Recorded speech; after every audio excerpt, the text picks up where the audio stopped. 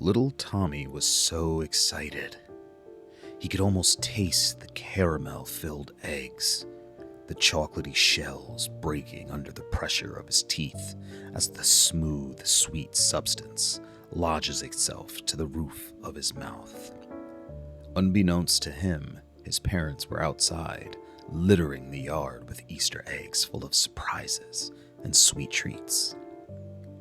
Pretty soon, he would be off around the yard like a madman, searching for the sugary addiction. As he sat lost in thought about the festivities, he started to snap out of his daydream with an uncomfortable feeling. There was a chill in the air, not a normal thing for this warm Florida climate. He looked up and his attention was pulled towards the attic door. His dad must not have shut it all the way. It folded up into the ceiling, but he had always noticed that when his father pushed it halfway up, it automatically slammed shut. He always hated the attic. But this door, it wasn't shut. There was at least 6 inches of space to where the door met the ceiling. He started to grow increasingly uneasy, but he couldn't take his eyes away from the door. He tried to pull himself away, tried to think of something different, something happier. But the 6-inch space between the door and the ceiling ate at his consciousness. He stared for so long he started to feel like his neck muscles were locking up. Just as he was about to pull away, he noticed it. 2 little pinpricks of shiny light. Had they been there the whole time? He felt his blood chill in his veins as his pulse quickened and his head filled with a static-like feeling. The 2 little lights began to move like they were trying to wiggle free from something. Left to right they went, never getting any closer to each other, but constantly staying the same distance away. Then, just like that, they disappeared. Tommy released a trembling breath. He moved to wipe sweat from his head when he realized the attic door was still open. With all the courage of a scared rabbit, he gathered himself up and moved towards the door.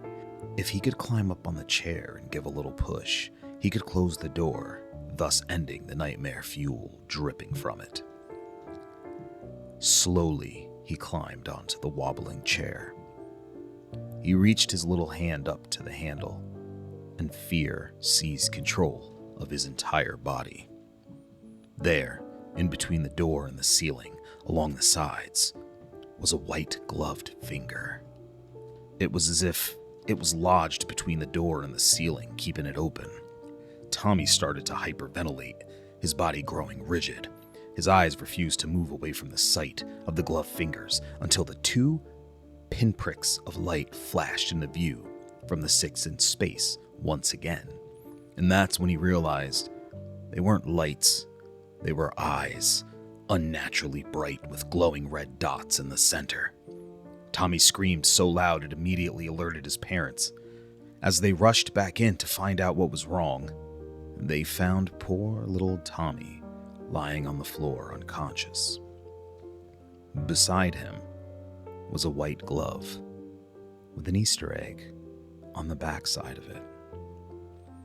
Tommy's parents sat by his bed in the hospital, reassuring him that everything was going to be okay, even though he still wasn't conscious.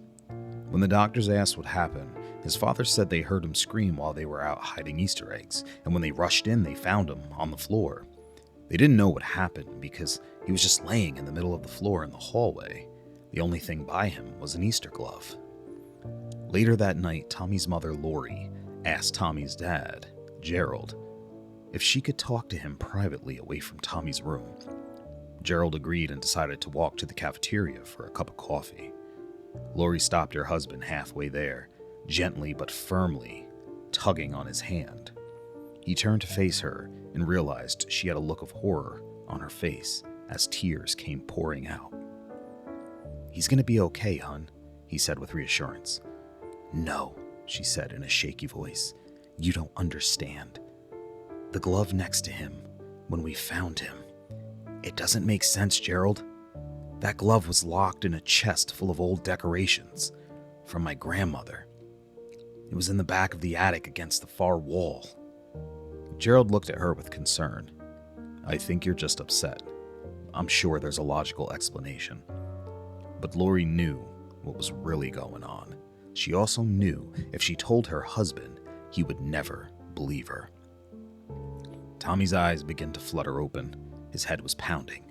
In a raspy voice, he called out for his mother. His eyes had trouble focusing. I'm here, baby. He felt a hand wrap around his vision foggy. Mom, I'm so scared. It's okay, sweetie. I've got you. No, Mom, you don't understand. He wheezed out in a dry, cracked voice. There's something in our attic. Shh. It's okay, honey. I've got you. Mom, why are you? His voice died in his throat as his vision cleared just enough to see the hand around his.